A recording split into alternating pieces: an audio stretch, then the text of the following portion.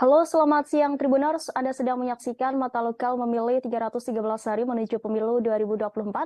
Siang ini akan kami sajikan informasi teraktual 10 bulan menjelang pemilu yang akan dilaporkan langsung oleh reporter kami di lapangan. Bersama saya Rima Anggi, kita jelang Mata Lokal Memilih selengkapnya. Kita menuju berita pertama, Tribuners. Ketua Umum Partai Gerindra Prabowo Subianto menerima kunjungan Ketua Umum Partai Bulan Bintang atau PBB Yusril Ihza Mahendra beserta rombongan di kediamannya di Jalan Kertanegara, Jakarta Selatan sore kemarin. Prabowo mengatakan PBB kebangetan apabila tidak mendukungnya di Pilpres 2024 mendatang. Yusril beserta pimpinan Gerindra dan PBB yang hadir nampak tertawa di lokasi ketika mendengar pernyataan Prabowo tersebut. Informasi selengkapnya akan disampaikan rekan Elga Hikari Putra, reporter dari Tribun Jakarta. Silakan laporannya rekan Elga. Ya, selamat siang Tribuners. Pada Kamis sore kemarin, Ketua Umum Partai Gerindra Prabowo Subianto beserta para petinggi Partai Gerindra menerima kunjungan politik dari Partai Bulan Bintang yang dipimpin oleh Ketua Umum mereka Yusril Ihza Mahendra.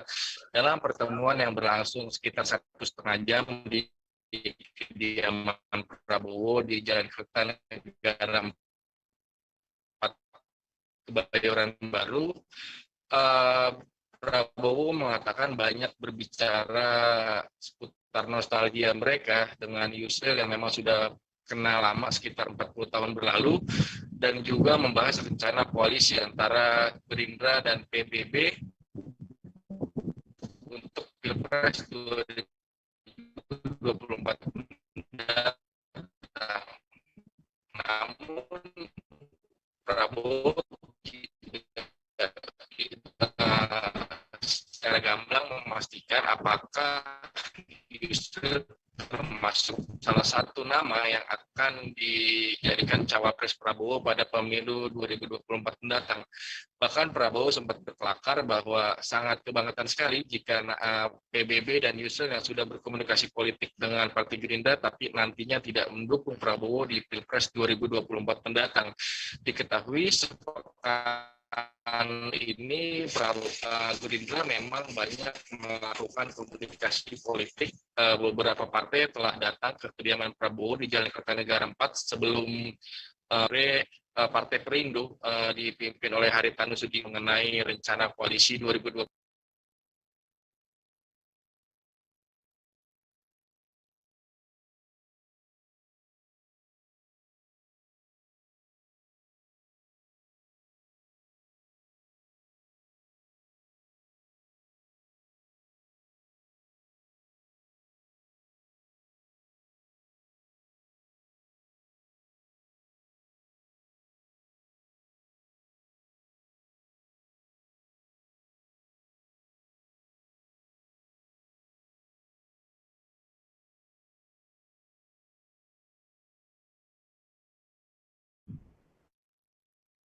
Silakan rekan Elga dengan laporan Anda.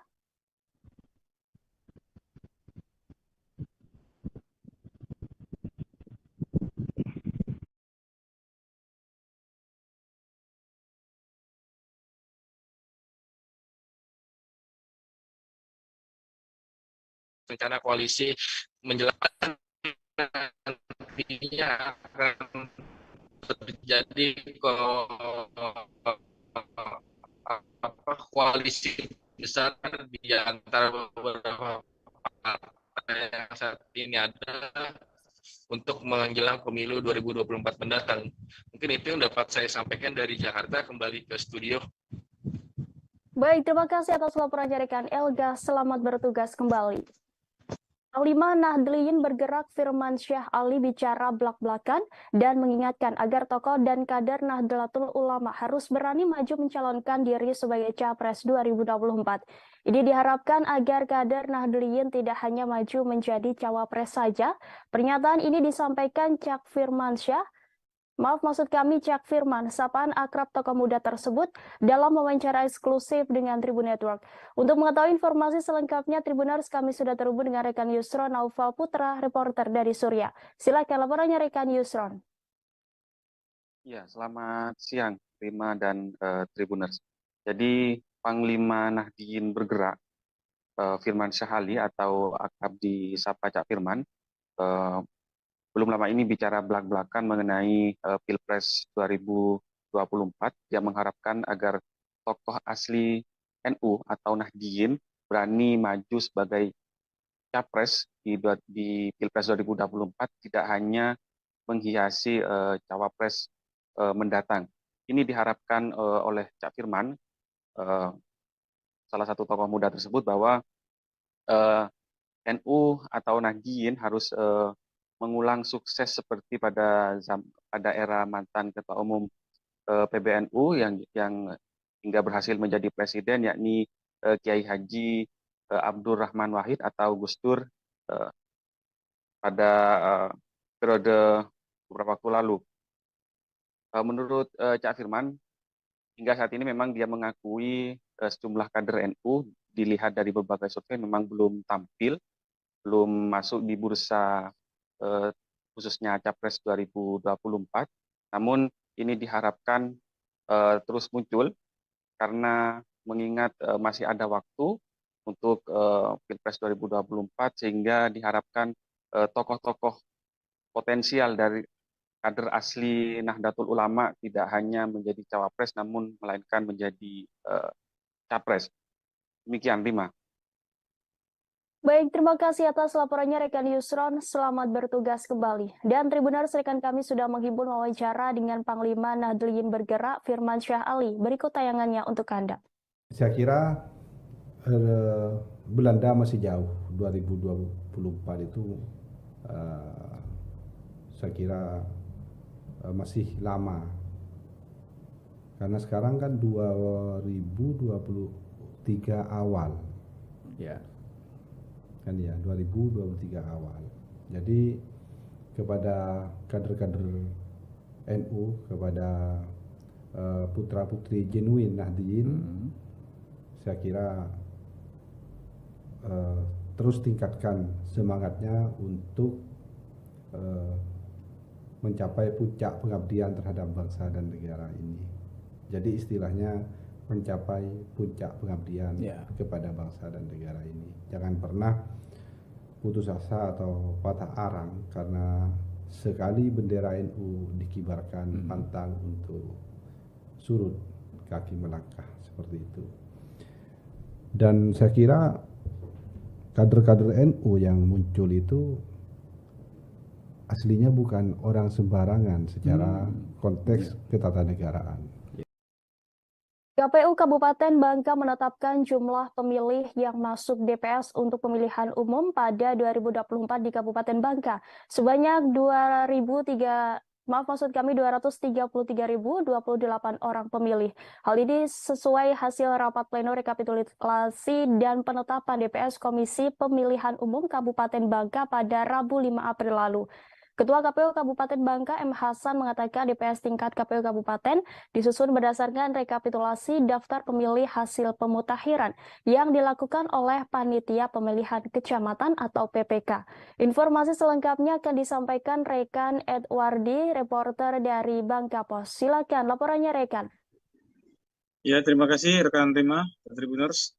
Yang benar, KPU Kabupaten Bangka pada hari Rabu 5 April kemarin sore sudah melaksanakan rapat pleno penetapan daftar DPS, daftar pemilih sementara, yaitu sebanyak 233.028 orang pemilih, di mana Ketua KPU mengatakan bahwa DPS tingkat KPU ini disusun berdasarkan rekapitulasi daftar pemilih hasil pemutakhiran yang dilakukan oleh Panitia Pemilihan Kecamatan. Kemudian DPS ini merupakan kegiatan pemutakhiran data yang dilakukan oleh KPU Kabupaten Bangka dibantu oleh petugas PPK, PPS, dan Pantarlih yang ada di Kabupaten Bangka.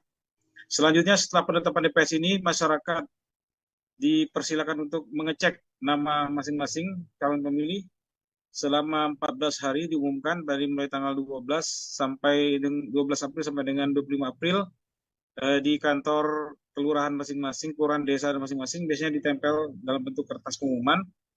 Selain itu, masyarakat juga bisa mengajukan apabila ada yang belum terdaftar, bisa melakukan pendaftaran kembali dengan membawa bukti KTP elektronik ke KPU Bangka, ke PPS ataupun ke PPK kecamatan.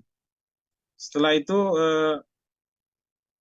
KPU juga untuk memberikan tanggapan apa tuh masukan dari masyarakat, KPU juga memberi kesempatan selama 21 hari, yaitu mulai tanggal 12 April sampai dengan 2 Mei 2023. Silakan masyarakat untuk memberikan masukan atau tanggapan, ataupun yang belum terdaftar silakan mendaftarkan kembali dengan membuktikan dengan menunjukkan KTP elektronik masing-masing pemilih yang belum terdaftar tersebut. Demikian rekan Rima.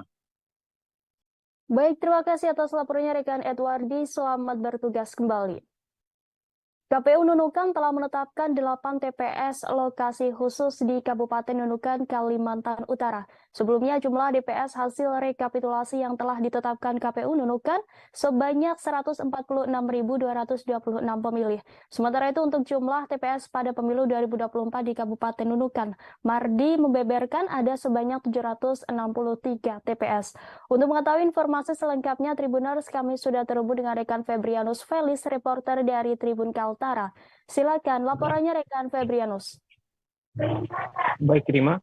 Belum lama ini Kabupaten Nunukan Kalimantan Utara telah menetapkan 8 TPS lokasi khusus di Kabupaten Nunukan Kalimantan Utara. Komisioner KPU Nunukan, Divisi Perencanaan Data dan Informasi, Hardi Gunawan, mengatakan bahwa 8 TPS lokasi khusus itu terdapat di Lapas Nunukan, Kelurahan Tanjung Harapan, Kecamatan Nunukan Selatan, dan PT Silsip, Desa Pembilangan Kecamatan Cepuku. Jadi hanya ada 2 titik yang memiliki TPS lokasi khusus, ada 4 TPS lokasi khusus di Lapas dan 4 TPS lagi di PT Silsip. Sebelumnya jumlah TPS hasil rekapitulasi yang telah ditetapkan KPU Nunukan itu sebanyak 146.226 pemilih. Menurut Mardi, jumlah tersebut sudah termasuk dengan 2.068 pemilih di TPS lokasi khusus. Jadi jumlah DPS di Lapas itu ada 925 pemilih, sedangkan di Silsip sebanyak 1.143 pemilih. Sementara itu data untuk jumlah TPS pada pemilu 2024 di Kabupaten Nunukan ada sebanyak 763 TPS yang terdiri dari 755 TPS itu reguler dan 8 TPS lokasi khusus. Untuk peruntukan surat suara di TPS lokasi khusus, untuk penjelasan Mardi itu punya alokasi 5 surat suara. Tapi pada saat hari pemungutan suara, mereka tidak diberikan semuanya, tergantung dengan daerah asalnya masing-masing. Demikianlah sementara dari Nunukan Kalimantan Utara, kembali kepada Rima di studio. Baik, terima kasih atas laporannya rekan Febrianus. Selamat bertugas kembali. KPU Belitung Timur menetapkan daftar pemilih sementara untuk pemilu 2024 sebanyak 96.169 pemilih. Angka itu ditetapkan dalam rapat pleno KPU Belitung Timur yang dihadiri Bawaslu, Baltim, perwakilan partai-partai peserta pemilu, dan Forkopimda. Jumlah DPS pemilu 2024 ini mengalami kenaikan dibandingkan dengan DPT pada pemilu 2020 karena sejumlah faktor. Informasi selengkapnya akan disampaikan rekan Brian Bimantoro, reporter dari Pos Belitung. Silakan laporannya rekan Brian. Baik, selamat siang Rima, Tribuners dan sahabat Pos Belitung dimanapun Anda berada. Kembali lagi bersama saya Brian Bimantoro. Bisa saya laporkan KPU Belitung Timur menetapkan daftar pemilih sementara atau DPS untuk pemilu 2024 sebanyak 96.169 pemilih. Angka itu ditetapkan dalam rapat pleno KPU Baltim yang diadakan di Auditorium Zahari MZ pada hari Rabu 5 April 2023 yang dihadiri oleh Bawaslu Baltim, perwakilan partai-partai peserta pemilu dan juga Forkopimda. Koordinator Divisi Perencanaan Data dan Informasi KPU Kabupaten Belitung Timur, Rizky Rinaldi, bilang angka itu merupakan hasil coklit yang diadakan dari tanggal 12 Februari hingga tanggal 14 Maret 2023 yang telah disusun dan direkap mulai dari PPS, PPK, dan juga ditetapkan oleh KPU Kabupaten, Rima dan Tribuners. Dibandingkan dengan DPT pada pemilu 2020 yang lalu, terdapat kenaikan sekitar 6.000 sekian pemilih, yang mana disebabkan oleh sejumlah faktor, diantaranya adalah kelahiran, kematian, dan juga perpindahan domisili penduduk, begitu Rima dan Tribuners. Kemudian juga dikatakannya saat proses coklit ada kendala yang ditemukan seperti penduduk yang tidak dapat ditemui atau yang pindah domisili tanpa disertai dokumen kependudukan. Rizky menjelaskan, Rima dan Tribuners, jika menganut asas de facto, keadaan itu sangat memungkinkan munculnya pemilih ganda Namun KPU telah mengantisipasi dengan menerapkan asas de jure dalam pelaksanaan coklit tersebut. Kemudian Rima dan Tribuners, Rizky juga bilang nanti bakal ada 4 TPS khusus yang dibuat untuk WNI yang dalam hari pemungutan tidak berada sesuai dengan alamat domisili di KTP. Rima dan Tribuners, 4 TPS tersebut didirikan di wilayah-wilayah perkebunan yang mempunyai banyak sekali WNI yang bukan merupakan warga dari Belitung Timur. Kemudian Rima dan Tribuners, Bawaslu Belitung Timur juga menyampaikan respon terhadap penetapan DPS Kabupaten Belitung Timur ini, bahwa anggota Bawaslu Ihsan Jaya mengatakan bahwa menemukan beberapa temuan dalam proses penetapan daftar pemilih sementara ini. Beberapa di antaranya adalah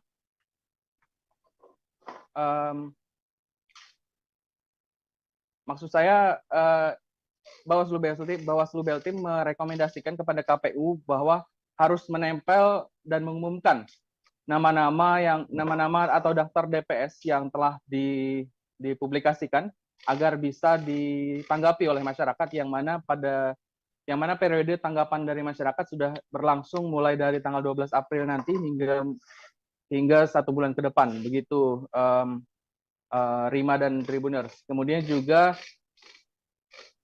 Bawaslu Beltim merekomendasikan untuk KPU Beltim melakukan proses coklit ulang karena ditemukan di lapangan bahwa ada beberapa rumah yang tidak ditemukan penduduknya, tidak ditemukan warga, namun ditempel stiker, dan juga sebaliknya. Begitu Rima dan Tribuners. Jadi Bawaslu Beltim menekankan bahwa DPS ini harus diperbaiki lagi, dan memang DPS ini memang angkanya pasti dinamis sehingga masih bisa berubah.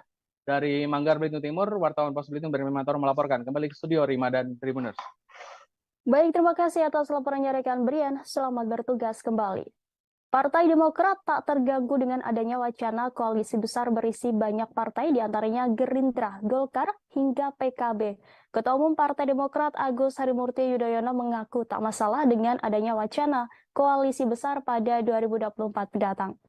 Di mana koalisi besar itu selain 3 partai masih ada PAN, PP, PSI, hingga Perindo. Informasi selengkapnya akan disampaikan reporter Zarfan Maulana dari Tribun Solo. Silakan laporannya rekan Zarfan.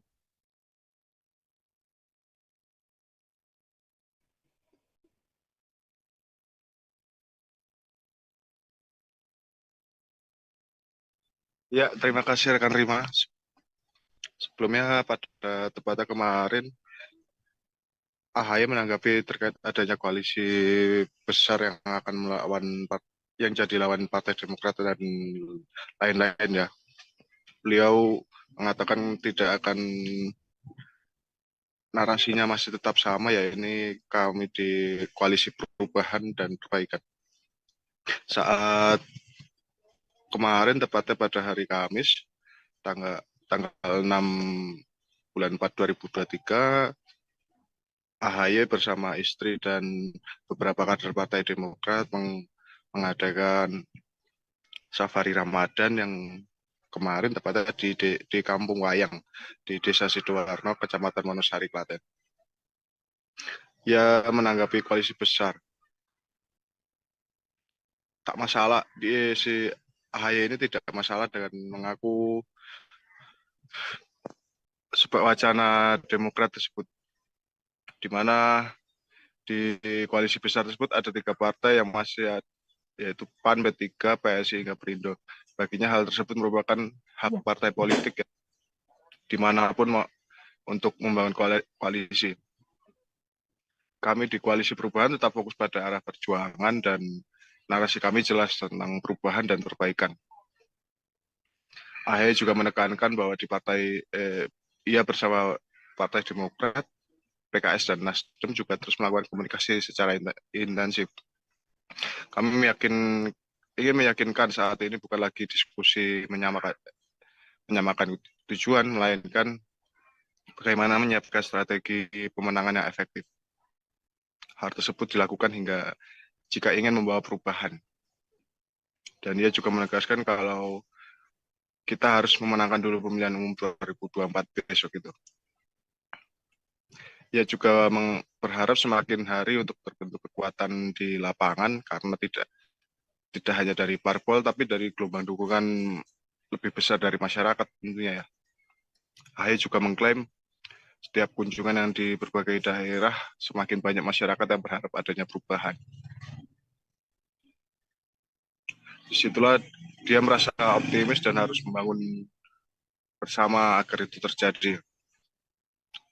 Dan dia mengetahui kalau hal tersebut tidak mudah, tapi insya Allah Demokrat semakin solid ke depan. Ya, Rima saya kembalikan, terima kasih. Baik, terima kasih atas laporannya rekan Zervan, selamat bertugas kembali. Demikian informasi Mata Lokal memilih 10 bulan menjelang pemilu. Kita beralih ke berita daerah dan nasional yang masih akan dilaporkan secara langsung oleh wartawan kami di lapangan. Sejumlah pelajar Muara Enim nekat naik kendaraan dengan cara duduk di atap mobil dan bergelantungan di angkutan desa. Sebanyak 3 angkutan desa ditindak tertangkap basah mengangkut pelajar yang membahayakan keselamatan. Adapun ketiga supir beserta penumpangnya diamankan di Mapolres Muara Enim untuk diberi pengarahan dan penindakan. Informasi selengkapnya akan disampaikan rekan Ardani, reporter dari Sriwijaya Pos. Silakan laporannya rekan Ardani.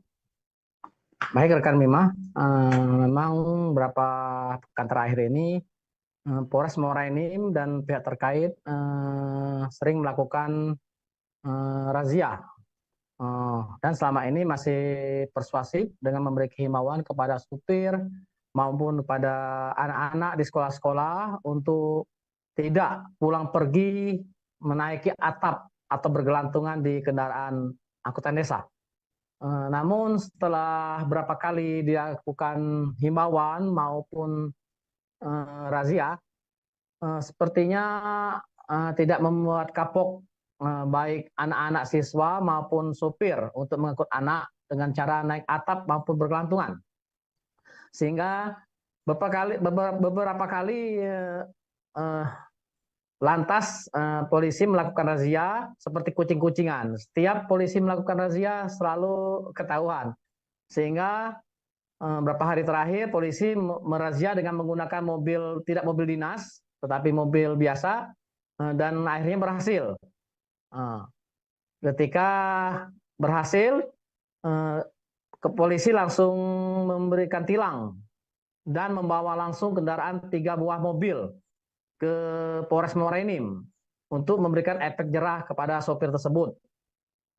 Di dalam dialog antara Kapolres dengan sopir maupun siswa, di sana ditanyakan bahwa penyebab mereka tetap naik itu karena anak-anaknya memang ingin naik dengan alasan bahwa lebih segar itu, anginnya lebih banyak menurut anak-anak itu. Sedangkan sopir juga mengatakan mereka tidak berdaya sebab walaupun mereka telah menghalang-halangi tapi anak-anak tersebut tetap naik. Atas hal tersebut pihak Kapolres Muara Enim memberikan ultimatum kepada sopir untuk tidak menarik kalau ada anak-anak yang masih di atas atap, dan pihak Pemkab Muara Enim sekarang saat ini menyediakan mobil bus khusus untuk para pelajar untuk pulang pergi ke sekolah. Begitu, Saudara Rima. Baik, terima kasih atas laporannya rekan Ardani. Selamat bertugas kembali. Dan Tribuners, rekan kami sudah melakukan wawancara dengan Kapolres Muara Enim AKBP Andi Supriyadi. Berikut tayangannya untuk Anda. Kepala sekolah bisa membina anak-anak ini. Mungkin kalau kita sekolah dulu kan ada yang namanya guru BP ya, guru BP. Nanti anak-anak ini memang tertangkap tangan lah istilahnya kita. Naik, kemudian dia bergelantungan, apalah bahasanya bergelantungan ya, di belakang mobil, nanti dipanggil untuk dibina, diberikan arahan lagi, mungkin ya kalau ada sanksi-sanksi yang bisa membuat dia jera di sekolah ya. Kami terima kasih kepada Ibu Kepala Sekolah yang memang udah terlalu sering ibunya itu yang untuk menegur mereka. Memang anak-anak ini yang memang bandel seperti itu. Kedepannya kita akan kerjasama terus dengan pihak sekolah supaya program ini berjalan kemudian hilang, kemudian dihidupkan baru ini. Makanya bus sekolah itu kita akan koordinasi dengan Pemda supaya itu bisa diaktifkan kembali agar keberadaannya bermanfaat untuk masyarakat, terutama anak-anak sekolah yang berangkat pagi maupun pulang sekolah pada siang hari seperti itu. Saat jam-jam kita ini, dan kehadiran bus itu kita pastikan. Kehadiran bus itu harus kita pastikan. Nanti saya perintahkan Kasat Lantas untuk betul-betul bus ini dipastikan kehadirannya pada saat jam-jam balik sekolah. Mudah-mudahan dengan kehadiran bus ini anak-anak ini bisa nyaman, karena bus itu kan bus AC juga ya, bus AC juga, nyaman sampai ke rumah. Mudah-mudahan, dan anak-anak harus dipastikan sama ibu kepala sekolah betul-betul kembali ke rumah, tidak ada tempat persinggahan lain-lain, karena pasti orang tuanya sudah menunggu di rumah seperti itu.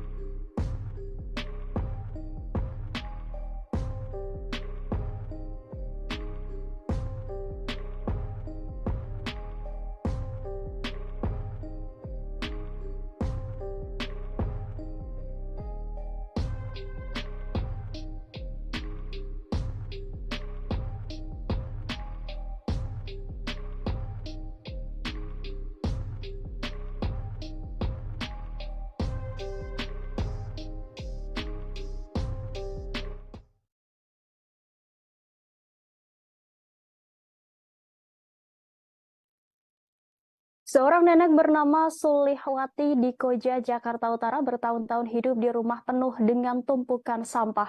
Warga menganggap nenek Sulih tidak mengalami gangguan jiwa karena dapat berbicara normal. Ia memutuskan hidup di rumah itu lantaran diusir oleh anak tirinya selepas sang suami meninggal dunia. Informasi selengkapnya akan disampaikan rekan Gerald Leonardo, reporter dari Tribun Jakarta. Silakan laporannya rekan Gerald.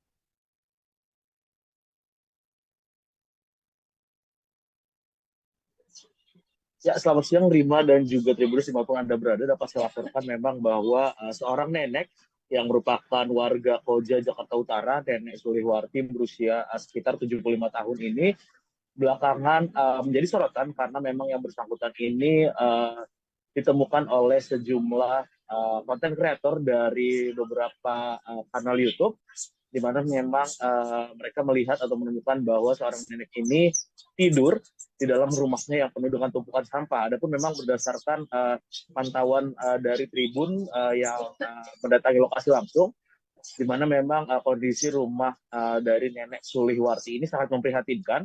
Rumah ini berukuran sekitar 6x6 meter atau rumah tipe 36, di mana memang di dalam rumah ini banyak sekali terdapat sampah-sampah yang memang didominasi oleh sampah plastik seperti botol minuman dan juga bungkus makanan ringan dan lain sebagainya. Adapun memang tumpukan sampah ini di dalam rumah sendiri itu tingginya bisa mencapai lebih dari 2 meter dan banyak juga sampah-sampah yang meluber sampai ke jalanan di depan rumah Nenek Sulihwati ini, di mana memang rumah Nenek Sulihwati ini tepatnya berada di Kompleks Daperla di wilayah Kelurahan Tugu Utara, Kecamatan Koja, Jakarta Utara. Saat ditemukan ini, kondisi Nenek Sulihwati memang tidur ataupun hidup di dalam rumah penuh tumpukan sampah tersebut. Hal ini berdasarkan keterangan keluarga dan juga pengurus wilayah setempat sudah dijalani oleh Nenek Sulih bertahun-tahun lamanya. Nenek Sulih ini sudah tidur di atas tumpukan sampah ini sekitar 5-6 tahun lamanya karena memang dirinya diduga depresi setelah beberapa tahun silam ini suaminya meninggal dan Nenek Sulihwati ini yang sebelumnya tinggal bersama sang suami dan anak tiri di wilayah Palakajaya Rorotan ini diusir oleh anak tirinya dan akhirnya Nenek Sulihwati kembali ke rumah aslinya di wilayah Tugu Utara, Koja, Jakarta Utara ini. Adapun Rima dan Tribuners, sampah-sampah yang berada di rumah Nenek Sulihwati ini nyatanya memang dibawa oleh sang nenek sendiri, di mana memang aktivitas sehari-hari dari Nenek Sulihwati ini yang bersangkutan setiap hari selalu keliling di kompleks Daperla tersebut dan memang nenek ini mengambil sejumlah sampah-sampah untuk nantinya akan dibawa dan dimasukkan ke dalam rumahnya. Karena memang sudah bertahun-tahun akhirnya sampah-sampah yang setiap hari selalu dibawa oleh Nenek Sulihwati ini akhirnya menjadi gunungan atau tumpukan sampah sehingga Nenek Suliwarti pun ini setiap hari harus tidur di atas tumpukan sampah tersebut dengan beralaskan kardus yang dilebarkan. Dan memang berdasarkan penuturan dari sang nenek sendiri, yang bersangkutan menyatakan bahwa kondisi kehidupan ataupun tidur di atas tumpukan sampah ini sangat tidak nyaman, karena dirinya harus menemukan banyak sekali binatang-binatang seperti tikus, kecoa, nyamuk, dan lain sebagainya, sehingga memang berdasarkan pengakuan dari Nenek Suliwarti ini, dirinya harus tidur sambil memegang kayu untuk mengusir tikus dan binatang-binatang lain yang bisa saja ada ketika dia sedang tidur di dalam rumah penuh tumpukan sampah itu. Adapun memang untuk makan sehari-hari, Nenek Suliwarti ini selalu disediakan oleh warga setempat, terutama sang adik kandung, yang nyatanya memang adik kandungnya ini tinggal persis di depan rumah dari Nenek Suliwarti ini, dan keluarga sudah berupaya mengajak Nenek Suliwarti untuk tinggal di rumah yang lebih layak, namun memang karena dugaan bahwa Nenek Suliwarti ini mengalami depresi, yang bersangkutan ini enggan ataupun tidak mau diajak untuk tinggal di rumah yang lebih layak. Adapun setelah kondisi Nenek Suliwarti yang tidur di atas tumpukan sampah di dalam rumahnya ini viral dan disorot berbagai media, akhirnya memang pihak dari Suku Dinas Sosial Jakarta Utara langsung mendatangi lokasi dan membawa Nenek Suliwarti ke Rumah Sakit Khusus Daerah di Durensawit, Jakarta Timur, di mana memang di Rumah Sakit Khusus Daerah ini Nenek Suliwarti akan menjalani proses penanganan, termasuk juga pengecekan kejiwaan, karena memang ada dugaan bahwa sang nenek ini depresi. Meskipun memang ketika diajak berbicara, nenek ini bisa menjawab dengan lancar dan bisa mengerti setiap omongan dan juga obrolan, bahkan pertanyaan-pertanyaan yang dilontarkan oleh lawan bicaranya. Dari Jakarta Utara, Gerald Leonardo melaporkan, kembali ke studio. Baik, terima kasih atas laporannya rekan Gerald. Selamat bertugas kembali. Dan Tribuners, rekan kami sudah menghimpun wawancara dengan Suliwarti, warga Koja, Jakarta Utara, dan Wakil RT 7 RW 14 Kelurahan Tugu Utara, Elizabeth Teresia. Berikut tayangannya untuk Anda. Ibu ini tidur di atas tumpukan sampah, Bu? Iya. Gimana rasanya, Bu? Aduh, enggak enak. Ya itu, ada kecoa, ada tikus, ada semut. Berarti jadi masih agak bersihan, cuma berontakan doang. Jadi saya alas pakai dus. Oh, berarti karena ada tumpukan terus Ibu alaskan pakai dus gitu, Bu ya? Kardus ya? Iya. Oke. Nah, untuk Ibu makan, minum segala macam gimana, Bu? Saya itu banyak pengasih ya. Ada tetangga warga sini yang suka ngasih saya makanan, ngasih kue, kadang ada yang ngasih duit. Kalau yang terjadi sih, sebenarnya sih dia dibilang gila enggak ya Mas? Cuma dia kayak butuh kasih sayang, butuh perhatian, butuh kasih sayang, butuh perhatian, butuh segala macam. Kalau lagi ngomongnya sih bicaranya dia bagus banget. Kalau diajak ngobrol, sama saya diajak ngobrol mah bagus. Kalau lagi normal, tapi kalau lagi enggak itu yang ngamuk segala macem. Oke. Nah, dia sudah tidur di atau tinggal di situ, itu rumah siapa sih, Bu? Mana? Rumah ini, rumah dia sendiri. Itu rumah dia sendiri ya? Iya. Sudah tinggal di situ sejak berapa lama kira-kira, Bu? Ya 10 tahunan lah segitu. 10 tahun. Tapi kalau yang menumpukan sampah, kalau dari 10 tahun itu rumahnya tadinya kan dia tinggal sini bukan dia, adiknya. Tapi adiknya kan meninggal. Terus dibeli sama dia nempatin. Nah pas ditempatin masih bersih, kalau adiknya kan masih bersih, sempat dikontrakin juga tuh Mas. Sebulan 500.000 pernah dikontrakin. Nah pas dia yang tempatin situ udah mulai ada sampah-sampah begitu. Oke. Awalnya sedikit lama-lama jadi bukit. Viral rekaman CCTV memperlihatkan detik-detik aksi perjuangan penjamretan ponsel milik bocah yang berada di jalan gang sebuah perkampungan kota Surabaya. Rekaman berdurasi 1 menit 9 detik itu nampak 2 orang bocah berboncengan menggunakan sepeda angin. Tak berselang lama datang pelaku dari arah belakang mendekati korban menggunakan sepeda motor. Seperti apa kronologi peristiwa ini, kami sudah terhubung dengan rekan Luhur Pambudi, reporter dari Tribun Jatim. Silakan laporannya rekan Luhur Pambudi. Oke, baik Rima. Jadi video CCTV yang merekam aksi percobaan penjamretan ponsel milik bocah yang sedang bersepeda di jalan gang sebuah perkampungan kota Surabaya viral di WhatsApp grup warga sejak beberapa hari yang lalu. Dan berdasarkan video CCTV berdurasi 1 menit 9 detik yang diterima tribunjatim.com, tampak 2 orang bocah berboncengan sepeda angin memegang santai menyusuri jalan sebuah gang perkampungan yang begitu sepi. Dari arah belakang dihampiri, kemudian kalau dilihat dari kamera CCTV-nya, dari arah belakang dihampiri pemotor Honda PJX berwarna putih, mengenakan pakaian abu-abu, kemudian mengenakan helm, bercelana pendek, melintas dari arah belakang, kemudian merampas ponsel Xiaomi milik dari salah satu bocah. Kemudian aksi tersebut ternyata berhasil digagalkan oleh salah seorang bocah atau temannya yang ada di yang sedang menyetir sepeda angin tersebut karena memukul tangan kiri dari pelaku yang berusaha untuk meraih ponsel dari korban. Kemudian ponsel tersebut terlempar, terjatuh di aspal, dan kemudian 2 orang bocah tersebut membiarkan sepeda angin yang sempat mereka kendarai itu terjatuh, dan mereka mengambil ponsel yang terjatuh tersebut, kemudian berlari ke arah sisi jalan yang lain untuk melarikan diri. Berdasarkan penelusuran Tribun Jatim, lokasi tersebut, insiden yang viral itu berada di Jalan Raya Ngagel Mulyo Gang 4, RT 03 RW 4, Kelurahan Ngagelrejo, Kecamatan Wonokromo, Kota Surabaya.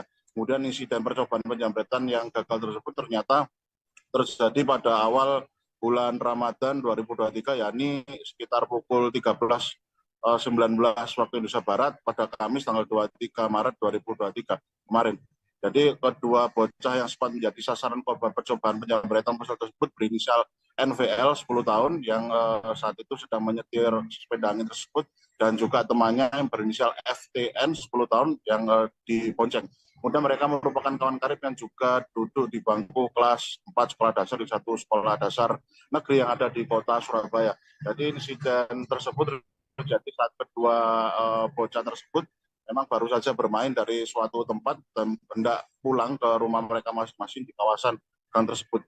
Menurut keterangan dari Ketua RT 03 yang bernama Bapak Tio, pelaku memang berdasar Pak Tio sempat mewawancarai atau menanyai dari kedua korban, karena memang kedua korban ini adalah keponakan dari Pak Tio sendiri, dan korban ini sempat bercerita kalau ternyata si pelaku juga sempat menyimpan sebuah tongkat kayu yang diletakkan pada bagian dekat dashboard di kaki-kaki dari motor yang dikendarai oleh pelaku.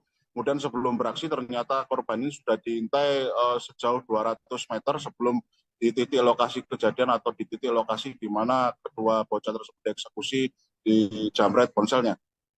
Dan memang lokasi gang permukiman tersebut terpantau sepi karena memang pada siang hari karakteristik sosiologi masyarakat di kawasan permukiman tersebut memang tidak banyak aktivitas atau memang terpantau sepi karena banyak istirahat ataupun tidur. Kemudian insiden tersebut telah diupayakan untuk dilaporkan kepada pihak kepolisian setempat untuk diusulkan mengenai adanya upaya pengamanan atau penjagaan patroli yang diperbanyak atau diperketat kembali agar mengantisipasi adanya kejahatan serupa. Kemudian video rekaman CCTV tersebut juga telah disebarkan di media sosial agar menjadi atensi dari masing-masing RT atau RW yang ada di sekitar permukiman tersebut untuk menjadi suatu kajian guna meningkatkan keamanan masyarakat yang ada di kawasan Kelurahan Ngagelrejo, Kecamatan Wonokromo, Kota Surabaya. Demikian reportase kami, Rima, kembali ke studio. Baik, terima kasih atas laporannya rekan Luhur Pambudi. Selamat bertugas kembali.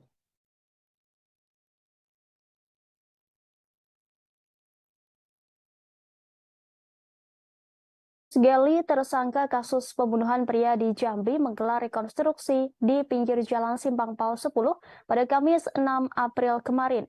Dari rekonstruksi diketahui pelaku pembacokan melakukan adegan yang tak biasa.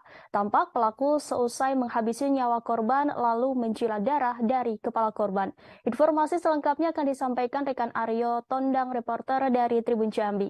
Silakan laporannya rekan Aryo.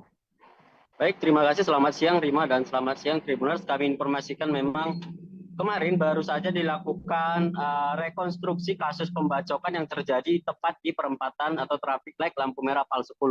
Di mana dalam rekonstruksi ini terdapat 15 adegan sejak awal korban bertemu kemudian adanya insiden pembacokan. Nah, hasil rekonstruksi terungkap ada sebanyak 3 kali korban dibacok oleh pelaku.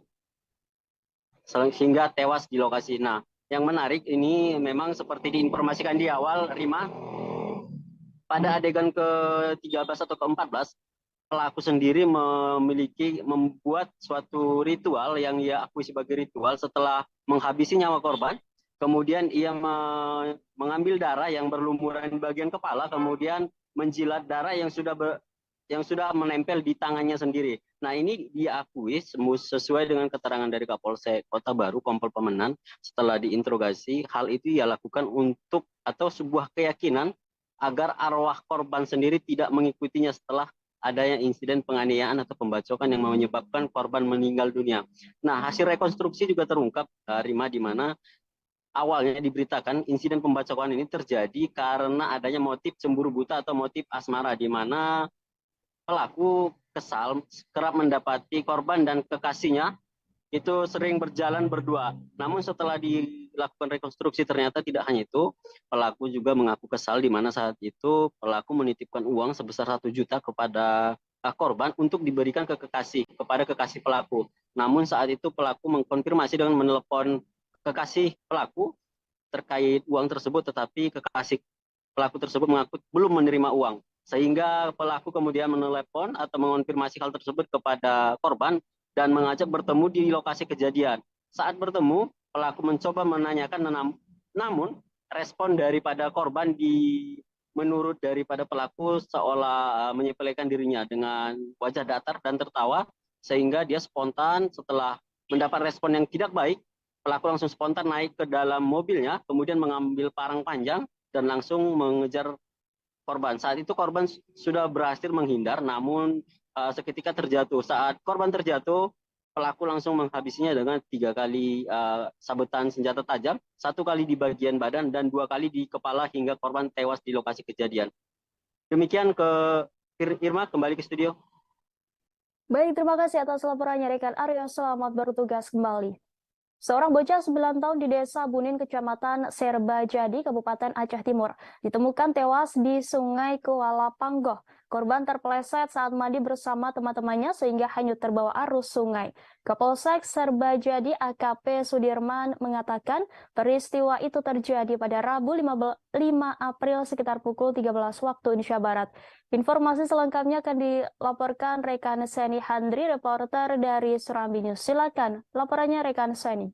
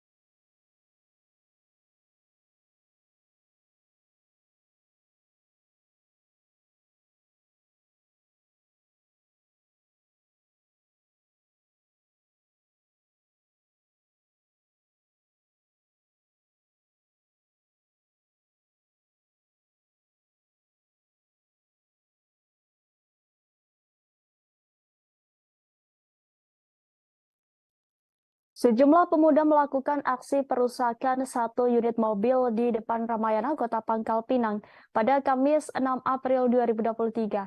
Akibatnya mobil yang diduga milik Ketua Ormas rusak parah.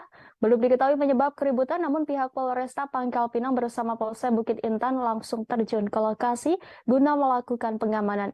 Informasi selengkapnya terkait kronologi peristiwa ini akan disampaikan langsung oleh reporter kami Rizky Rianda Pahlevi, reporter dari Bangka Pos. Silakan laporannya rekan Rizky. Iya, Rima, pada Kamis kemarin sekitar pukul 4 sore, warga Pangkal Pinang sempat dihebohkan dengan adanya aksi pengerusakan dari sejumlah orang, bahkan hingga puluhan orang yang mendatangi Ramayana atau di depan Ramayana dan melakukan pengerusakan terhadap satu unit mobil Nissan X-Trail yang diketahui merupakan milik dari Ketua Ormas di Bangka Belitung. Dan dalam aksi tersebut mobil ini mengalami kerusakan parah di mana bagian kacanya hampir seluruhnya sudah pecah, lalu juga beberapa bodi mobil juga sudah banyak yang penyok.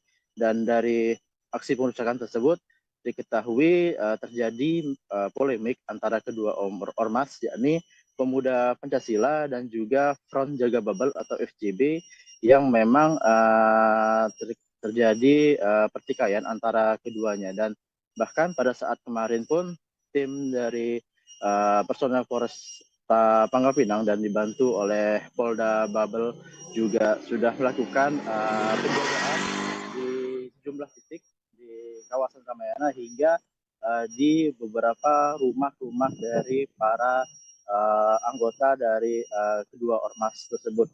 Dan pada pukul 9 malam kemarin akhirnya pihak dari Polresta Pangkal Pinang pun sempat mengamankan ketua FJB, ketua Ormas FJB, dan langsung dibawa ke kantor Polresta Pangkal Pinang. Dan setelah serangkaian proses, pihak Polresta pun akhirnya melakukan upaya damai antara kedua belah pihak, dan hal tersebut pun disambut dengan kedatangan Ketua Pemuda Pancasila Bangka Belitung, Yamoa Harefa, pada pukul sekitar 12 dini hari kemarin. Dan dalam pertemuan tersebut Polresta Pangkal Pinang sendiri, Kombes Pol Gatot Yulianto secara langsung melakukan perdamaian antara kedua belah pihak. Dan untuk polemik tersebut, polemik antara kedua ormas tersebut saat dikonfirmasi terkait awal mula polemik dari Kombes Pol Gatot Yulianto ini, karena memang di sebelumnya beredar adanya dugaan polemik ini berawal dari pembagian lahan parkir di kawasan Ramayana dan BTC atau di Pasar Pangkal Pinang, ataupun adanya dugaan terkait aksi pengambilan satu unit sepeda motor yang disambut dengan beberapa pemukulan yang dilakukan oleh Ketua FJB kepada beberapa anggota dari Pemuda Pancasila. Namun saat dikonfirmasi terkait kedua hal tersebut, Kombes Pol Gatot Yulianto tidak berbicara banyak dan mengatakan hal tersebut merupakan kesalahpahaman saja. Dan saat ini juga sudah dilakukan upaya damai. Dan terkait aksi pemukulan hingga pengerusakan mobil, untuk pelakunya sudah sempat diamankan, namun pihak dari Polresta Pangkal Pinang ini dikarenakan sudah melakukan keduanya sudah damai, pihak Polresta juga langsung melakukan restoratif justice terhadap para pelaku dari tindak pidana pemukulan ataupun pengerusakan, sehingga untuk kasus dari para pelaku ini tidak sampai ke tahap selanjutnya atau tahap ke penyidikan. Dan sementara itu juga untuk mobil dari yang sudah dirusak Nissan X-Trail juga sudah diamankan di kantor Satlantas Polresta Pangkal Pinang, sedangkan untuk satu orang luka namun tidak mengalami luka berat, hanya terdapat luka ringan, juga saat ini sudah kembali pulang dari Rumah Sakit Bupati Hamzah. Demikian, terima. Baik, terima kasih atas laporannya rekan Rizky. Selamat bertugas kembali.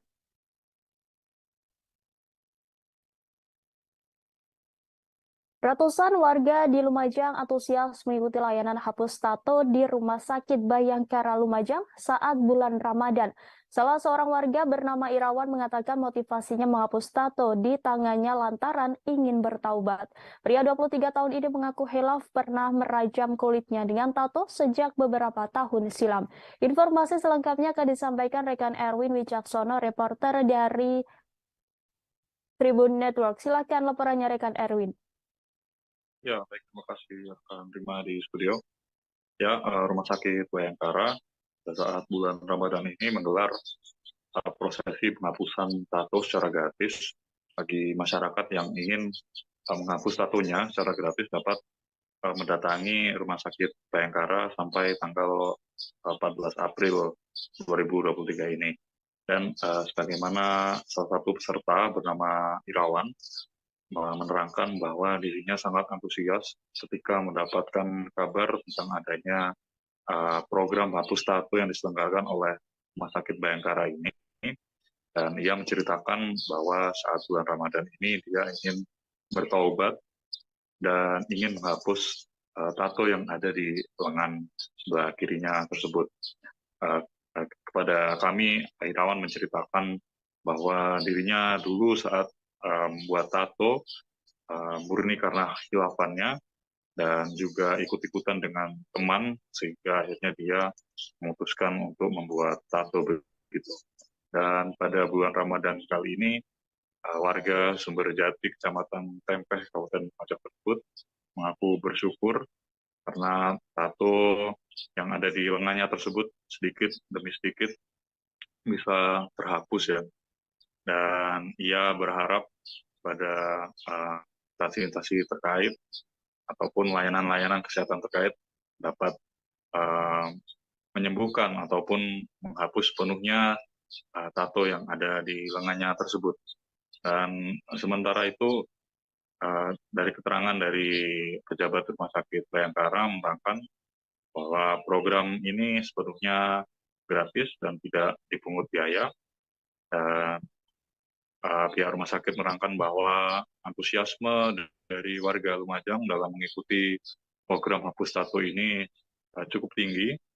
Terbukti dari hari pertama dibuka hingga saat ini sudah ada 130 orang mendaftar yang ingin dihapus tatonya. Dan pelaksanaan tato ini akan terus digelar sepanjang hari hingga pada tanggal 14 April 2023. Begitu, Rima. Baik, terima kasih atas laporannya rekan Erwin. Selamat bertugas kembali.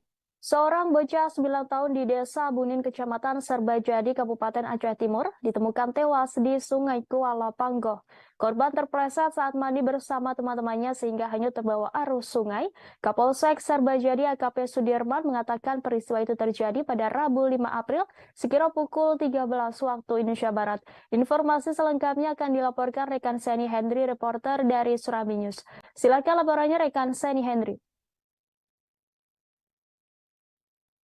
Ya, terima kasih rekan Rima. Dari Kabupaten Aceh Timur dapat saya laporkan bahwasanya telah terjadi suatu peristiwa yaitu seorang bocah berusia 9 tahun bernama Putri Rizka binti Indra, korban yang sebelumnya hanyut di Sungai Kuala Panggoh, Dusun SP1 Desa Bunin di Kecamatan Serbajadi, Kabupaten Aceh Timur, ditemukan dalam kondisi meninggal dunia pada hari Rabu 5 April 2023 lalu.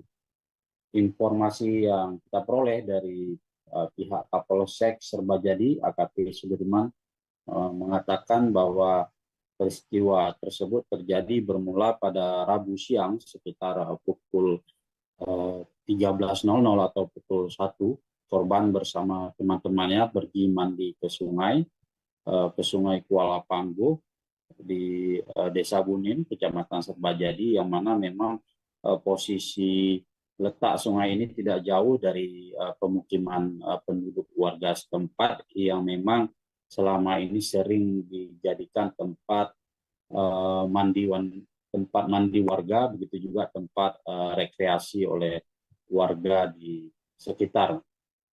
Namun beberapa saat korban mandi bersama teman-temannya, korban terpleset ke area sungai yang dalam sehingga korban tidak dapat ditolong oleh teman-temannya. Kemudian teman-teman korban memberitahukan kejadian tersebut kepada masyarakat, dan setelah dilakukan pencarian terhadap korban ditemukan di sekitar sungai tersebut dengan kondisi sudah meninggal dunia. Korban ditemukan sekitar pukul 13:30 waktu Indonesia Barat atau setengah jam setelah korban dinyatakan tenggelam. Setelah dievakuasi oleh masyarakat, kemudian korban disemayamkan di rumah duka. Kapolsek juga mengatakan bahwa pihak keluarga tidak bersedia dilakukan autopsi terhadap korban, sehingga keluarga korban juga sudah ikhlas menerima kejadian tersebut. Hingga tidak lama kemudian pada Rabu sore itu sekitar pukul 17.00 korban langsung dikebumikan di tempat pemakaman umum Desa Bunin atau desa setempat. Pasca kejadian ini pihak Kapolsek menghimbau masyarakat setempat agar waspada atau mengawasi anaknya agar tidak lagi bermain ataupun bermandi-mandian di sungai tanpa ada pengawasan dari pihak orang tua untuk mencegah kejadian serupa tidak terjadi lagi. Demikian rekan Rima. Baik, terima kasih atas laporannya rekan Sedi Hendri. Selamat bertugas kembali.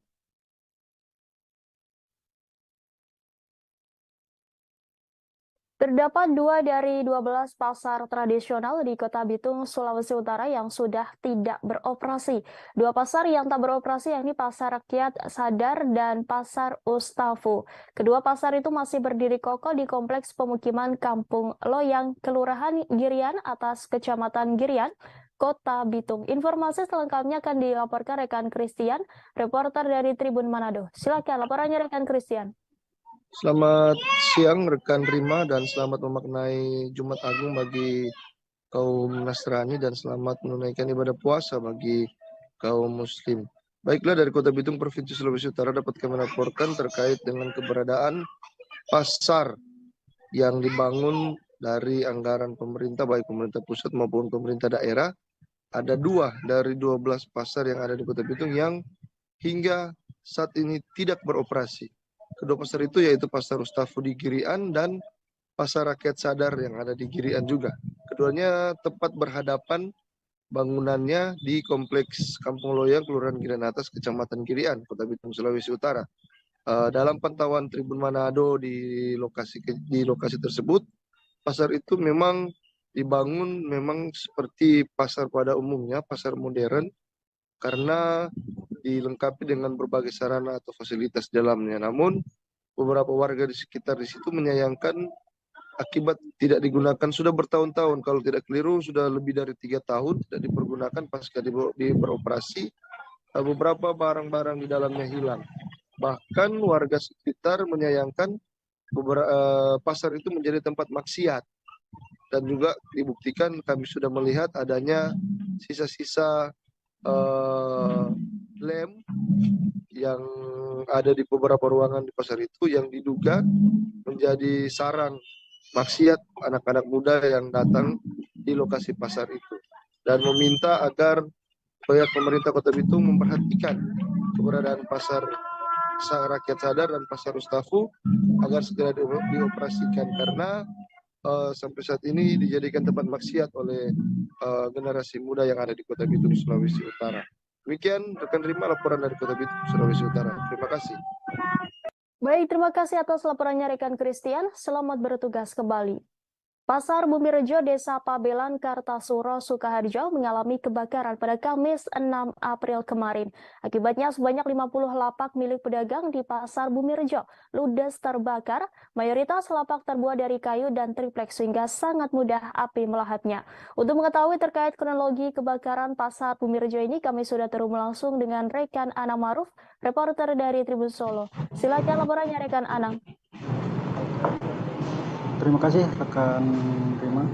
Baik, Tribunis, seperti yang dijelaskan tadi bahwa jumlah tempat jualan pedagang di Pasar Bumirejo yang ludes terbakar mencapai 50-an lapak, di mana pasar tersebut berada di Jalan Slamet Riyadi di Jembangan, Desa Pabelan, Kecamatan Kartasuro, Kabupaten Sukoharjo.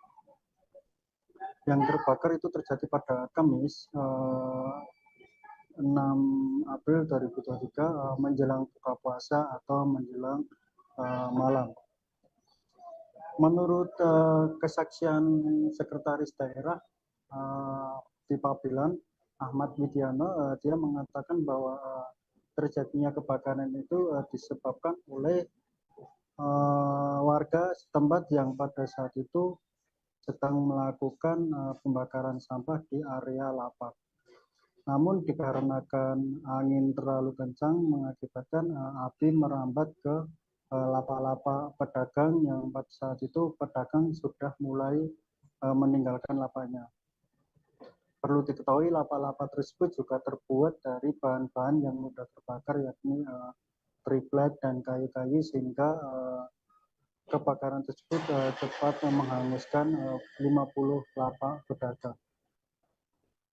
Dan pemadam kebakaran pada saat itu datang setelah 10 menit terjadinya kebakaran tersebut. Dan ini dikerahkan terdapat 6 pemadam, yakni dari Kabupaten Sukoharjo, 1 dari Kabupaten Karanganyar, dan 1-nya dari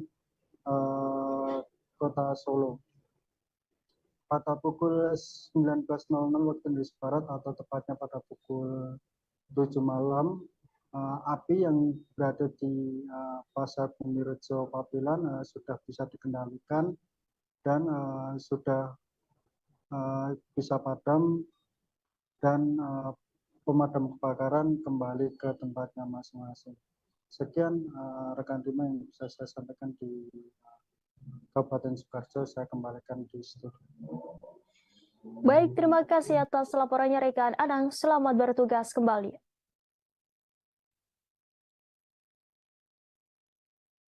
Keluhan Direktur Permuda Air Minum Tirta Batu Mentas Badia Parulian terhadap aktivitas penambang liar di kolong air baku Air Surkup, Desa Air Saga akhirnya didengar. Jajaran Polres Belitung mengamankan belasan set tambang timah ilegal beserta 1 unit mobil dan motor dalam kegiatan penertiban pada Minggu 2 April dini hari lalu.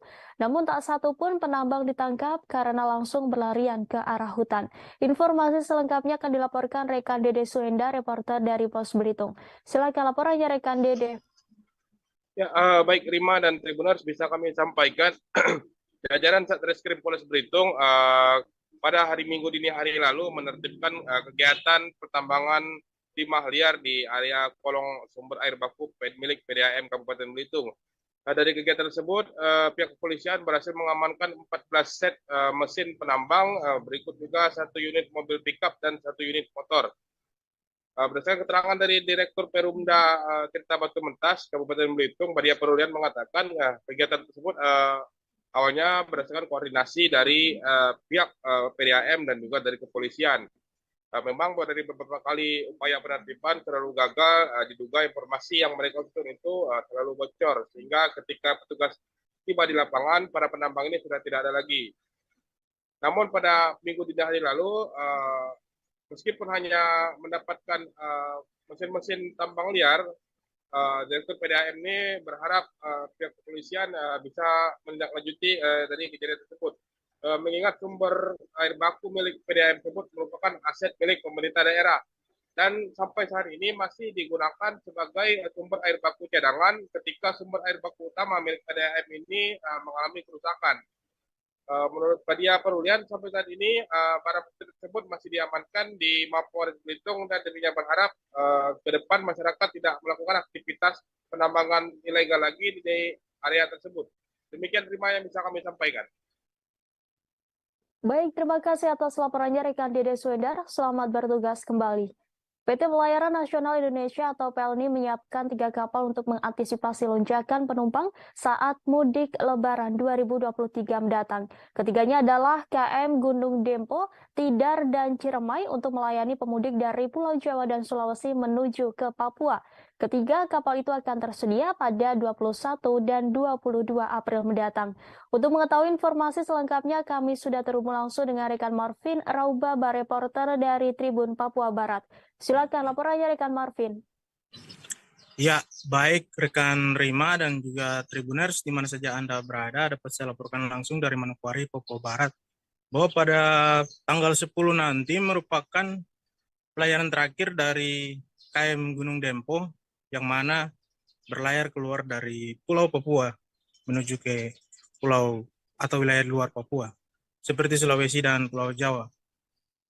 Beberapa kapal tersebut, yakni KM Tidar, KM Gunung Dempo, dan KM Ciremai tersedia untuk antisipasi lonjakan penumpang yang mana akan diperkirakan oleh PELNI Kabupaten Manokwari sendiri bahwa pada tanggal 10 dan tanggal 5 kemarin merupakan sebagian dari pergerakan penumpang yang ingin berangkat keluar dari Papua. Sedangkan dari luar Papua ingin masuk ke wilayah Papua seperti dari Pulau Sulawesi dan Pulau Jawa, khususnya ke Pelabuhan Manokwari, ada tersedia kapal pada tanggal 21 dan 22, tepatnya di puncak bulan Ramadan atau perayaan Lebaran nanti. Untuk itu, PELNI Manokwari sendiri sudah mengantisipasi datangnya atau lonjakannya para penumpang di hari puncak atau hari hanya tersebut. Sehingga beberapa kapal pun disediakan termaksud dengan KM Labober yang melayani perjalanan domestik di dalam wilayah Papua. Tidak hanya itu, perjalanan domestik lainnya juga akan dibarengi dengan beberapa kapal perintis atau kapal-kapal mitra Sabuk Nusantara yang melayani pelayaran domestik Papua, mulai dari Pelabuhan Manokwari, Pelabuhan Biak, hingga ke Pelabuhan Jayapura. Beberapa rangkaian tersebut dilakukan PELNI untuk antisipasi lonjakannya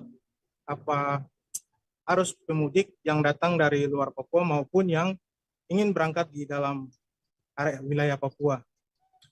Kendati begitu, persyaratan untuk keberangkatan sendiri diakui oleh pelaksana harian PELNI Kabupaten Manokwari bahwa di seluruh Indonesia PT PELNI masih tergabung atau teraplikasi dalam sistem Satu Sehat, sehingga para penumpang diwajibkan untuk minimal sudah 1 kali vaksin ataupun booster untuk membeli tiket. Jadi perjalanan penumpang mudik Lebaran kali ini juga masih diberlakukan sistem tersebut, sehingga sangat diwajibkan apabila para penumpang yang tidak bisa membeli tiket atau terbatas karena tidak vaksin bisa melalui keterangan dokter terkait penumpang tersebut. Demikian rekan Rima. Baik, terima kasih atas laporannya rekan Marvin. Selamat bertugas kembali. Dan Tribuners, rekan kami sudah menghimpun wawancara dengan pelaksana harian Kepala Cabang PT PELNI Manokwari, yakni Rahmat Hidayat. Berikut tayangannya untuk Anda. Untuk mudik, kapal yang siap untuk pelayanan kan sudah ada kapal kapal Dempo, kapal Gunung Dempo, KM Labobar, terus KM Tidar, Ciremai, dan KM Sirimau. Untuk lonjakan penumpang, kemungkinan besar ini antisipasinya kami memang dari pelabuhan Port Java, terus Sulawesi, itu memang kesiapan untuk yang mau ke arah Papua. Pada hari hanya itu ada kapal Tidar dan kapal Gunung Dempo serta Ciremai di posisi tanggal 21-22. Jadi bertepatan dengan hari hanya, mungkin bagi masyarakat yang di luar Papua, khususnya Jawa, Sulawesi, itu di hari hanya ada kapal tersebut. Tanggal 1, 22 ya, Iya. Pencakan. Itu KM Tidar itu. Ya, KM Tidar, terus Ciremai. Tapi kalau untuk penumpang yang keluar dari Manokwari ini bagaimana, Pak? Untuk penumpang dari keluar Manokwari untuk saat ini mungkin terakhir ini pelayanan yang H- sampai di ini kan kita perjalanan sampai sampai Pulau Jawa.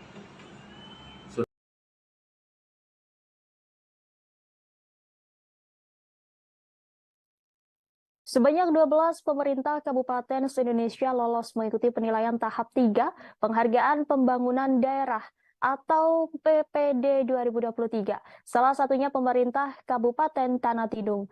Diketahui 12 pemerintah kabupaten tersebut bersaing untuk masuk ke 3 besar PPD 2023. Anggota tim penilai independen PPD Rudiarto Sumarwono menilai kompetisi ini cukup berat, mengingat 12 pemerintah kabupaten tersebut merupakan yang terbaik dalam anugerah PPD 2023. Informasi selengkapnya akan disampaikan rekan Risnawati, reporter dari Tribun Kaltara. Silakan laporannya rekan Risnawati. Iya, benar sekali Rima bahwa terdapat atau sebanyak 12 pemerintah kabupaten se-Indonesia yang mengikuti penilaian tahap ketiga Penghargaan Pembangunan Daerah atau PPD 2023. Dan disampaikan juga oleh anggota tim penilai independen PPD 2023 bahwa kompetisi ini cukup berat mengingat 12 pemerintah kabupaten ini merupakan yang terbaik dalam anugerah Pembangunan Daerah 2023. Komisioner Komisi Aparat Sipil Negara ini juga menyampaikan bahwa nantinya pemenang PPD 2023 ini akan diumumkan pada saat Musrenbangnas di Jakarta. Bahkan penghargaan tersebut nantinya akan diberikan langsung oleh Presiden Joko Widodo. Lebih lanjut dia sampaikan bahwa untuk pelaksanaan Musrenbangnas akan dilakukan dalam waktu dekat ini berdasarkan jadwal. Musrenbangnas ini akan dilaksanakan pada bulan April ini. Namun menurutnya kemungkinan besar pelaksanaan Musrenbangnas ini akan dilaksanakan awal Mei nanti. Begitu, Rima. Baik, terima kasih atas laporannya rekan Risnawati. Selamat bertugas kembali. Dan Tribuners, rekan kami melakukan wawancara dengan anggota tim penilai PPD yakni Rustianto Sumarwono dan Bupati KTT yakni Ibrahim Ali. Berikut tayangannya untuk Anda. Program pembangunan daerah, di mana pemerintah melalui Bappenas menilai pelaksanaan pembangunan di seluruh pemerintahan daerah di Indonesia, di level provinsi, kabupaten, dan kota. Sampai saat ini Kabupaten Tanah Tidung telah melewati tahap pertama, tahap kedua, dan sekarang tahap ketiga. Nah, inilah nanti hasil pemenang-pemenang daripada program anugerah pembangunan daerah ini. Hasilnya akan diumumkan pada saat Musrenbangnas di Jakarta, dan kemungkinan apabila jadwalnya sesuai, Bapak Presiden yang akan memberikan piagamnya itu. Pertama yang dilakukan oleh pemerintah provinsi, dan kemudian dilanjutkan tim penilai yaitu melanjutkan penilaian tahap 2 yang dilakukan oleh tim Bappenas, dan kita langsung diwawancara, langsung ditanya, dan pada saat itu yang hadir wawancara dan tanya jawab langsung adalah Pak Bupati. Dan kita memaparkan apa saja rencana kerja kita berdasarkan regulasi dan undang-undang, membuat program kerja sesuai dengan RPJMD kita, tahapan kita, Musrembang sampai dan lain-lain, itu kita laksanakan. Dan kemudian yang terakhir, inovasi yang kita lakukan apa di dalam pemaparan kita. Inovasi adalah tekun dan ulet dalam rangka meningkatkan ekonomi kita Kabupaten Tanah Tidung. Satunya adalah inovasi yang kita tawarkan itu konsep pertanian minapadi yang terintegrasi padi, dan kemudian ada kolam ikan, dan kemudian ada sarang burung walet di sana. Nah, itulah. Tim SAR gabungan berhasil menemukan Nasruddin, warga desa Tanepao, Kecamatan Tampalang Barat, dalam keadaan tidak bernyawa pada Kamis 6 April sekira pukul 22 waktu Indonesia Tengah. Humas Basarnas Mamuju Davis mengatakan pihaknya pertama kali menerima informasi keberadaan korban dari salah seorang warga yang sedang mencari udang di sungai dalam hutan. Informasi selengkapnya akan dilaporkan rekan Suhaji, reporter dari Tribun Sulbar. Silakan laporannya rekan Suhaji.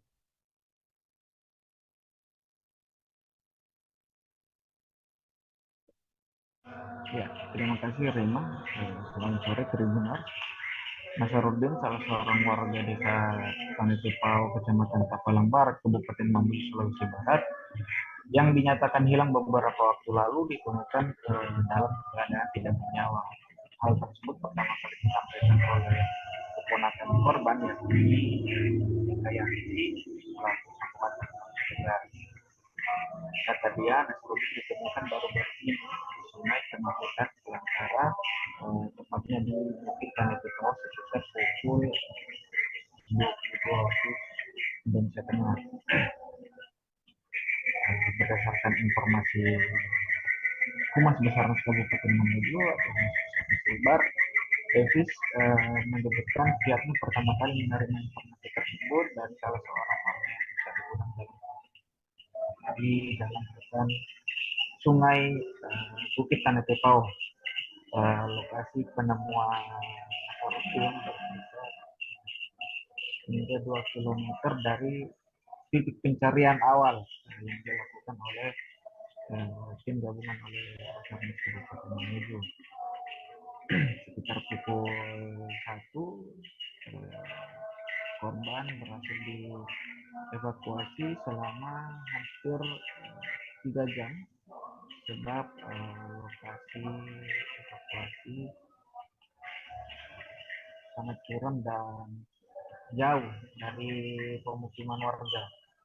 Korban kemudian diserahkan kepada keluarga untuk dilakukan proses pemakaman. Sebelumnya, kakek berusia 75 tahun itu pergi dari rumahnya pada hari Kamis 30 Maret 2024 lalu dengan tujuan mencari kemiri di kebunnya.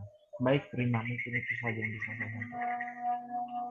Baik, terima kasih atas laporannya rekan Zuhaji. Selamat bertugas kembali. Belakangan ramai dibicarakan sosok Ida Dayak karena jasanya mengobati pasien yang bermasalah dengan sendi dan tulang. Ida Dayak yang memiliki nama Ida Andriani dikenal sebagai sosok wanita sakti dari Kalimantan Timur. Kini Ida tengah membangun penginapan 2 lantai di Pasir, Kalimantan Timur untuk pasien luar kota. Informasi selengkapnya akan disampaikan rekan Syaifullah Ibrahim, reporter dari Tribun Kaltim. Silakan laporannya rekan Syaifullah. Ya, rekan Rima, ya, sebagaimana diketahui untuk saat ini rumah Ida Dayak sementara dalam proses perombakan. Yang awalnya rumah Ida Dayak ini merupakan rumah transmigrasi pada umumnya. Nah, untuk sekarang hanya tersisa separuh rumah yang kemudian separuhnya lagi digunakan untuk membangun rumah beton yang rencananya akan disewakan kepada pasien yang akan berobat ke Kabupaten Pasir atau berobat ke Ibu Ida Dayak ini. Nah, untuk rumah beton ini terdiri dari 2 lantai, yang masing-masing lantainya itu memiliki 5 kamar, dan untuk saat ini anaknya masih melakukan pengerjaan untuk pembangunan rumah Ibu Ida Dayak. Untuk sementara tahap awalnya ini untuk yang sementara masih proses pengerjaannya itu di lantai dasar. Dan setelah lantai dasar itu akan kemudian dilanjutkan ke lantai 2. Untuk pembangunannya ini juga menggunakan uang dari Ibu Ida Dayak. Ketika bahan material sudah habis, maka anaknya akan menghubungi ibunya. Oke, sekian rekan Rima. Baik, terima kasih atas laporannya rekan Syaifullah Ibrahim. Selamat bertugas kembali. Dan Tribuners, rekan kami sudah menghimpun wawancara dengan anak tunggal Ida Dayak, yakni Herman Ida Andriani. Berikut tayangannya untuk Anda. Ya, Sulawesi macam-macam. Nah, kalau untuk kalau di sini banyak juga pasien-pasien lokal di sini yang datang dulunya. Kalau dulunya sih nggak pernah, nggak ada. Banyak yang kurang tahu gitu ya mungkin ya. Sekarang aja sejak viral tuh banyak yang nyari. Kalau dulu ya ibarat pulang kesini cuma istirahat gitu ya. Nanti paling 6 bulan apa 2 minggu gitu nanti berangkat lagi. Kalau datang ke sini ya Pak? Ya? Lamanya paling di sini berapa bulan Pak? 2 minggu biasanya. 2 minggu baru lagi ya. berjalan lagi ya? Udah lama sih, paling lama dulu 6 bulan pas corona itu aja yang paling lama. Itu ya musim covid itu. Itu sudah berapa tahun udah pulang ini Pak? Ini paling lama kayaknya ini sudah hampir 2 tahun 6 lebih sudah. 2 tahun. Informasi tadi sekaligus menutup perjumpaan kita dalam live update hari ini. Saya Rimanggi beserta kru yang bertugas pamit undur diri.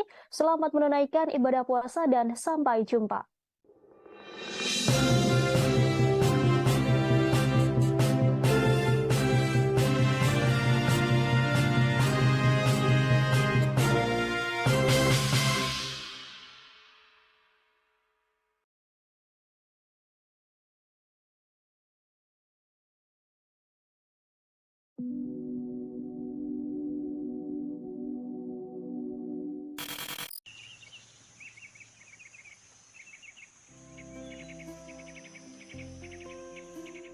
Kota Manokwari menyimpan tempat wisata alam yang ada di tengah kota.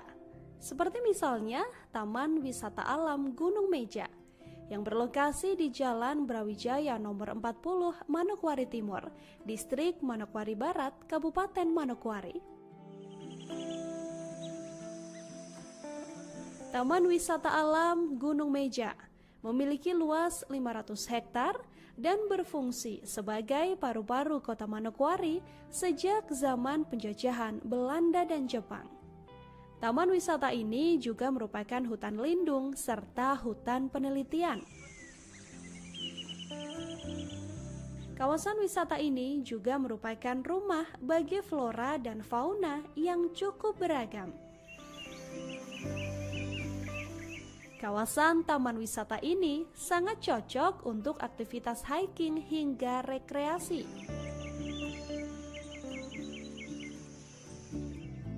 Taman ini pun buka setiap hari selama 24 jam.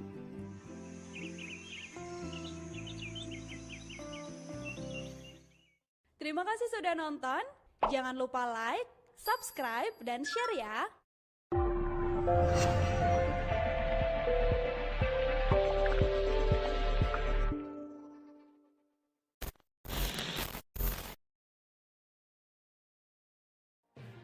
Tribun News Live Update. Tanggal 21. Selamat siang Tribuners, selamat sore Tribuners, selamat petang Tribuners, Anda sedang menyaksikan live up.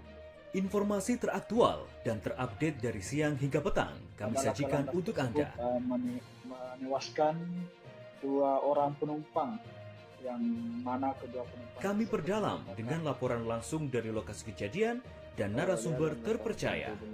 Benar-benar menghukum mereka-mereka yang menghentikan terduga pelaku yang ingin laporan terkait peristiwa pompong hilang kontak menabrak sejumlah pemotor yang melintas tepat. Saksikan live update siang, sore, dan petang hanya di channel YouTube Tribun News.